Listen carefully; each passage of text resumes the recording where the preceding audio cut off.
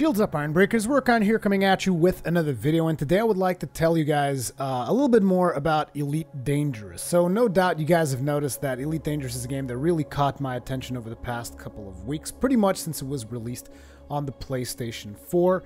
And you guys might be wondering how exactly does one go from a huge fan of Dark Souls and Monster Hunter type games to playing a space simulator, so to speak. Even though calling Elite Dangerous a space simulator is a little bit inaccurate because there's way more to the game than just the simulation aspects of it.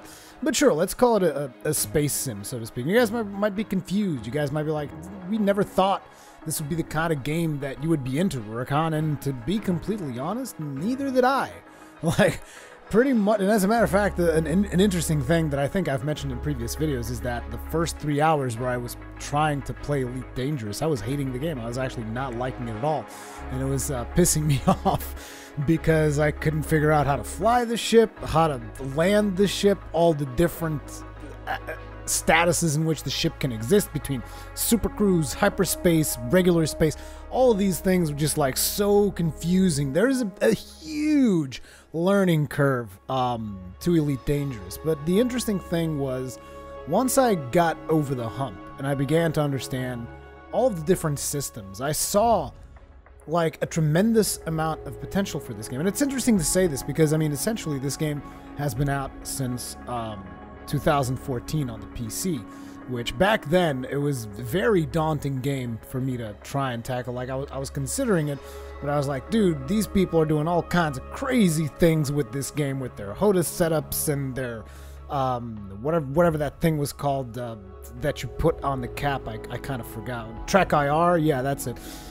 Where they're Trek IRs, they're like third-party voice applications to order the ship around because there's too many. It's like, this game is completely out of my league, so I never really thought about getting into it. Then the game actually got ported to console, first on the Xbox One, of course, and I was like, well, I mean, I don't have any friends that own an Xbox One that would be interested in this title, so I guess I really don't want to get it there. But then when it released on the PlayStation 4, I was like, you know what, I have a couple of friends that have PS4s, and they might be interested in getting in on this, and obviously if it's on the PlayStation 4, the controls probably have been simplified enough that even I can understand how to play the game. And so I took the plunge, and what I saw was the potential for something that I haven't seen in video games in a long time, and that is the potential for exploration and a potential for player agency that you don't really get in a whole lot of games. And I know that a lot of people are going to be in the comment sections like trying to debunk all the things that I'm saying, and maybe I'm not the most informed Elite Dangerous player out there, but according to what I have seen from a little bit of research that I have done on certain things, because there are aspects of the game that I'm interested in, then there are aspects of the game that I'm not interested in. So in the pursuit of the aspects that interest me, like exploring and discovering things and figuring out stuff about the aliens, the Thargoids, and figuring out stuff about how to upgrade my ships and which ships I want to buy and all these other things.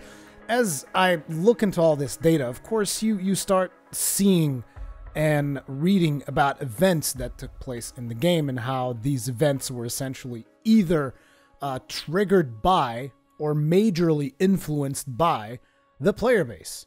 And that is something that continues to blow my mind, because nowadays, in most games that you actually play, it is very rare that the player base actually has that much agency. Usually it's more like the developers are telling a story, and you're just along for the ride. I mean, sure, a lot of games give you lots of options as to which paths you can take from A to B to go do a certain task or whatever, but in Elite, like, at least that either that or there's a really good illusion out there that that's the way that this works, and that illusion is being propagated by some of its players, because I've seen videos on this, I've seen information on this, but it's like in Elite, it actually seems like a lot of these events that take place, like the first Thargoid that was actually detected was supposedly it's supposedly the first ship that had Thargoids in it was like it hyper-predicted the player. Actually, it's not even confirmed that it's a Thargoid ship. It's an unknown ship. We're just assuming it's a Thargoids. But the first thing, it was like an interdiction that happened to a player as he was going around doing his own business. All of a sudden, boom, gets hyper-predicted. which is essentially the act of a Thargoid pulling a ship from hyperspace and then scanning the player inside. And I found that when I first heard the news of that, I don't remember when that was. I think that was last year at some point. When I first heard the news of that, I was like, wow, that is really cool. The fact that, you know, this player was, you know, invaded by an alien of some kind. And that's really interesting. And that was something that started to pull my attention towards this game. And not only that, then you start reading about how players went through the trouble of figuring out these very in-depth puzzles that the developers put on there, like these unknown probes and unknown artifacts, and scanning them and the noises that they make, and then putting those on a fucking spectrometer that would actually draw images through sound. And I'm just like, what is going on in this game? It's like, there's all these crazy things happening all over, and it's insanity. But basically what I'm saying is that all of these things are figured out by the players, and as the players are figuring this stuff out, then they make requests to the developer that, like, okay, we want to proceed in this direction now. And sometimes developers will come up with like community goals, in which if the goal is supported by the community themselves gets rewarded with massive amounts of credits. But on top of that, the players that made the request, they might gain something special. Like there's a player faction that actually has a mega ship now, which is another interesting little concept, because for those of you who don't know, having a mega ship is a pretty big deal, because it's almost like having your own space station that you could position anywhere in the galaxy. Which for some of you that might not mean much, but it's like for those of us that play the game, you know, you can understand the advantages of being able to have a, you know, basically a space station wherever you want, particularly if you're trying to do, you know, specific trading routes, or maybe even specific exploration routes. There's a lot that you could do if you had your own portable space station, let's put it like that. And all of these things that I read and that I do in game continue to basically fascinate me, and that brings us full circle to this particular video, which you guys have been watching the video for a while, and you guys are wondering, Rurikhan, what the hell is happening in the background of this video? Because we're just looking at footage that's going through so fast we can't understand a damn thing. And that is something that was a bit of a special journey to me. That is a journey that I've made in Elite Dangerous, and there are several reasons for taking this journey. The main reason is because, as you guys, some of you guys might know if you've watched the streams, it's like I've been deeply invested in investigating like the Thargoid events and all things related to Thargoids. And I was trying to do this event where basically things kept corroding my my cargo hatch and eventually falling off of the ship, and I would never be able to finish like this specific Thargoid quest because I didn't have these corrosive resistant cargo hatches. And in order to acquire those, I had to unlock a certain engineer. And that engineer, one of the requirements for unlocking that engineer was to travel over 5,000, not over, just like 5,000 light years away from my point of origin in Elite. And so 5,000 light years, for those of you who do not understand, you know, for those of you who do not understand this term in Elite, you know, what does that mean to travel 5,000 light years? Let's just say 5,000 light years is a lot, particularly when the ship that I'm currently in, the average jump capacity of my ship is about 22 light years. So you can imagine what it takes to travel 5,000 light years one way and then 5,000 light years the other. Not only that, but all kinds of stuff can happen out in space. You can get attacked, you can run into a star's exclusion zone and take damage on your ship. Your frameshift drive can get damaged, in which case you're not going to be able to make it back home.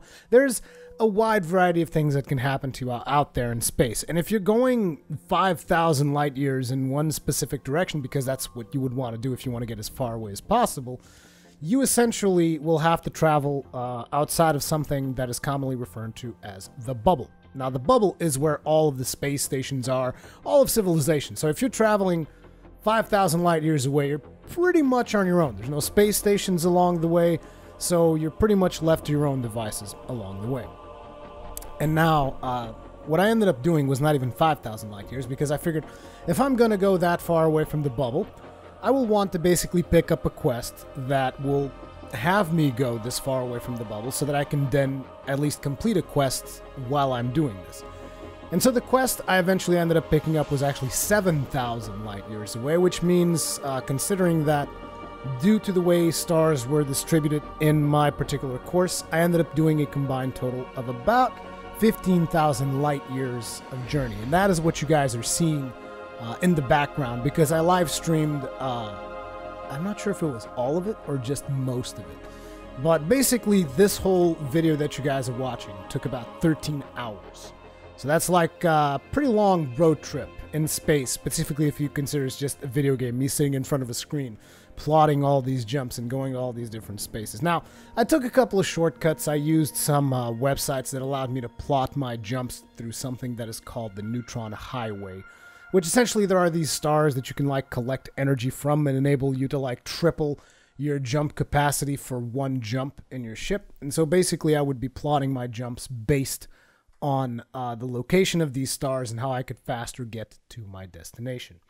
That being said, though, it still takes a long-ass time, and it's a very trying journey. And then to top things off, you know, there are specific ships in the game that will allow you to jump bigger distances, and they will allow you to basically get your destination faster. And obviously, if you triple the jump of a ship that is optimized for jumping, that means that you're going to be jumping a lot more than any regular ship ever will. However, I decided that I was going to do it on an Imperial Clipper, which pretty much anyone that is an explorer or, you know, dedicates himself to exploration in Elite Dangerous, they will tell you that the Clipper is not, by a long shot, one of the best exploration ships, not even close. As a matter of fact, the Clipper is mostly used for, you know, I would say shorter range missions. Sure, you can engineer the frame shift drive and, you know, do all kinds of crazy modifications to improve on it, and even strip away the guns, make it as light as possible so that you can make the journey and not die.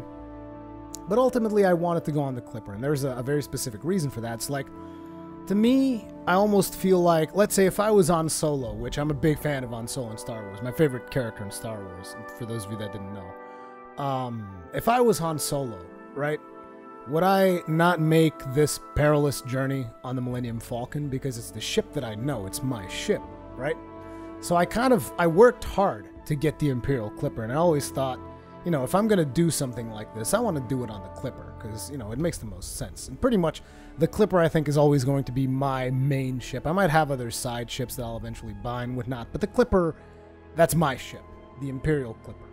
And so I took it, I think at the time, with the optimizations that I had done, because I did try to optimize it, but I didn't strip away the guns, because I always thought, even for RP reasons, you know, you're going out exploration, out into deep space, who knows what the hell you're going to find, you know, you got to take your guns with you. Again, if you take away the guns, you can actually increase your jump range and optimize and all this other stuff, but I was like, no, I will take very light shields, so I'm not going to take my ship fully optimized for combat, but I still want to take my guns. So I took my guns, and the jump range was about 24 light years during this journey. So we did 15,000 light years of trip, not 23 light years at a time, but we were able to catch a couple of those neutron stars. But basically, the whole point of this is to say that that journey was it was something special. Like, it took a long time. A lot of people will think it's just stupid to do what I did, but ultimately, it's like, it's one of those things, because in this game, there are no objectives, so to speak. There are no overarching goals. Like, there's stuff happening. Like, there's this Thargoid thing happening over here. There's also the Guardians, which is another alien race type. There's also power play. There are, you know, missions that you can take. There are factions that you can join. There are all these different things you can do in the game. And it's really up to the players to decide what their objective is going to be. So my objective was to research Thargoids. And for that, I required the corrosive resistant cargo racks. And I was going to get them. So this was basically part of my objective. It was one of the goals that I would have to achieve in order to actually be able to do the research and the missions that I wanted to do. And I did it. I did those 15,000 light years, and as a matter of fact, I even brought something back, because for some reason the location that I ended up in, which was near the Heart and Soul Nebula, I found like this illegal salvage thing that was out there, and I was like, illegal my ass, I found it, it's mine. And I took it back with me, and that pretty much meant that there was a chance that at the end of this long journey, I could just be shot on my way into a space station because I was carrying illegal goods. But ultimately, that also added to the thrill. It's like, no, I found this thing all these light years away, and I'm going to take it back with me. At the end of the day, it was worth like 8,000 credits, which, all things considered, it's not really that much. Particularly, it's not worth me risking my entire journey on this friggin' piece of useless salvage that I got. But you know, what was that thing? It's like, it's all about what you make it. That's what Elite is. Elite is what you make it out to be. It's like, if you make it out to I just want to go to Elite and shoot things, then you're not going to have a lot of fun because there's just so much more to do out there. I mean, sure, the combat aspect of it is great, but I think that there is much more interesting things to do. And right now, my main interest is Thargoids, as you guys would probably notice from all the videos that I've done in Elite Dangerous. They all involve Thargoids in one way or the other. I'm either working towards a goal where I can do something about the Thargoids, or I'm working towards improving my ship so that I can then do something about Thargoids. It's always been like my overarching goal after I got my ship, which is the Imperial Clipper. But yeah, still having a lot of fun with it, and I just thought I'd share this this journey of mine throughout the universe with you guys. And it was throughout the universe, throughout the galaxy. Ultimately, these 13 hours, you guys would think, oh, so you basically traveled like from one end of the galaxy to the other. No, I don't think I even did like 1/5 of the map. And by 1/5, I mean like, basically, in all things considered, I traveled a very small distance of all the things that are available in the game out there. This is a game that is so big that players are basically constantly finding something new to do. And that is something that personally fascinates me. And I don't know if you guys have been watching those streams or not. Actually, I do know that a lot of you guys haven't, because you guys prefer to watch the Dark Souls and the Monster Hunter and all this other stuff, and that's okay. But I just wanted to kind of let you guys know why it is that I personally have been so enthralled and engaged by this particular game. And personally, I can't wait for patch 2.4, which is going to eventually bring a lot more Thargoid stuff into the game, which is why I'm constantly trying to do all things Thargoid related. And I can't wait to see more, basically, is what I'm saying. And hopefully you guys will eventually check out those streams, those of you that usually don't, or whatever.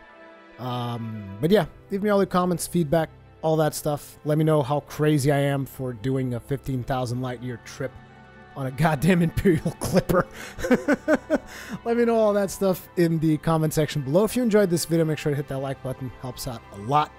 If you're new here, subscribe so that you're always notified whenever there's a new video, whenever there's a new live stream.